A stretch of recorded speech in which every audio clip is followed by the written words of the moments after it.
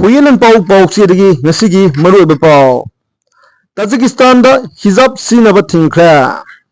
Muslim na majority oina taiba Central Asia da laiba Tajikistan na lamdam asida nupi oibi singna hijab sinabada athingba thangkra. Tajikistan layangna hijab bu alliance garments ni haina phongduk khibaga loinana phi asina modern world asida Larik lesu ningthina tamdabagi amasung khunaida hanthaba thakta leibagi khudam amani haina athingba thangkhibane. Tajikistan gi president Imomali Rahmanna hijab sinadanaba bill adu ayaba pirduna lebak asida matangi matung inna ahungma purukpa mathau tai haiki. Masina nattana Tajikistan na idi haina khangnaba angangsingna it kumaida sel khaibagi chanabi adusu athingba thangke. Khongthangsing asi Tajikistan da secular national identity ama semba ngamnabani haiki. Lambi ki khodong thiba thogokta sahi humdraga manga suraba ahal ama lekhidra. Ngasi nimidang pung nipal lom tarakpa Thobal haukhagi mafam amada thokiba accident da masagi sahi humdraga mangaram suraba ahal ama lekanaba ngamdana lekhidra.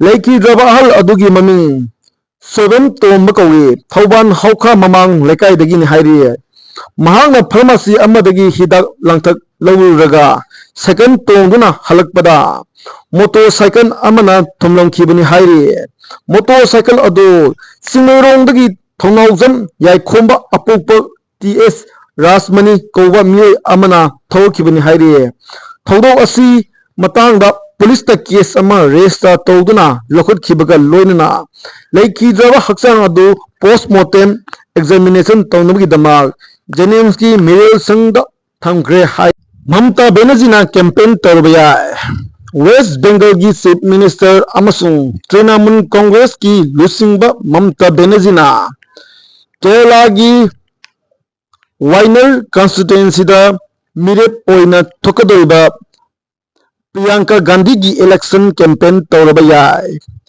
haina agency ki pau amana phongdok lakdi INDA Block Congress ka khusan naduna Satliba Trinamool Congress ki lusingbi asina Congress lusingbi Priyanka Gandhi bo handagi hongna thagaladuna mahak Varanasi constituency da PM Modi gi mikhal thengnabada yaba misakni haina phongdokhibasu laikhrabani.